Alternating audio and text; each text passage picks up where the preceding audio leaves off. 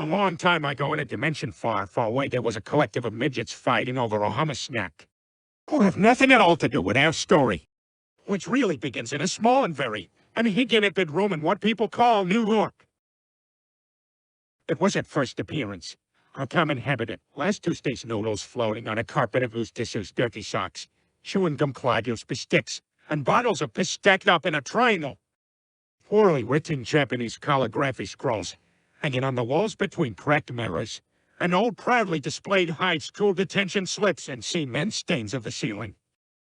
Yet on closer inspection, there was at the same time something different about this habitat as well. Icky to the point of disfigurement and disconcerting to the point of alarm, they lay in the middle of it all, rather happily blending in as though one with it, Francis Of The Filth. He was covered in nothing but flame and a pair of SpongeBob underpants, which could stand on their own and would most certainly shatter like glass if thrown at a hard surface. Although dead to the world, he would occasionally whumper ball crap, which were a window into the mind of filth that beheld his name and title. No, Jules Santa, please don't touch me there. Female comedians are very funny. Or hummus. The other kids won't let me play in the park. It's my turn to ride the chat man. The school bus is responsible for their deaths, not me. Yes, it was I who left the steamy surprise.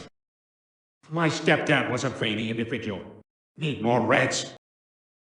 Curiously, and without warning, a second voice could be heard whispering through the drink-scented air of the room.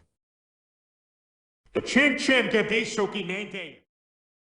For a moment, the words just floated, and he like they were struggling to cut through the stench. They were repeated.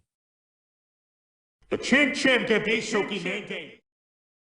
This time, they reached the ear holes of our protagonist.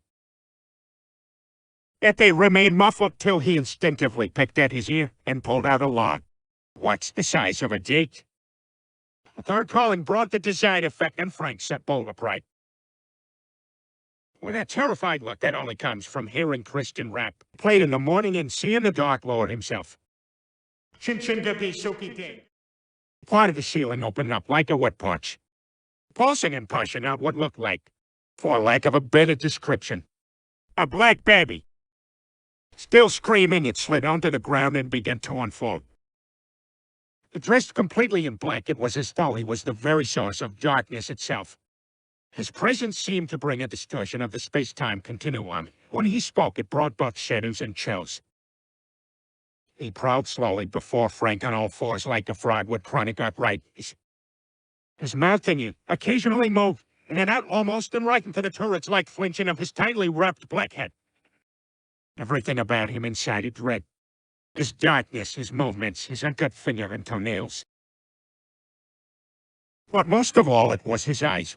What and Frank to the core, they were simultaneously present and ethereal, penetrating and all-knowing, and they stared out from their sockets with spastic abandon. Chin, Dark Lord, why have you come to torment me? Have you come to send me into the abyss? And that's where the story finishes for today. Come join me next time when we read Francis of the Filth.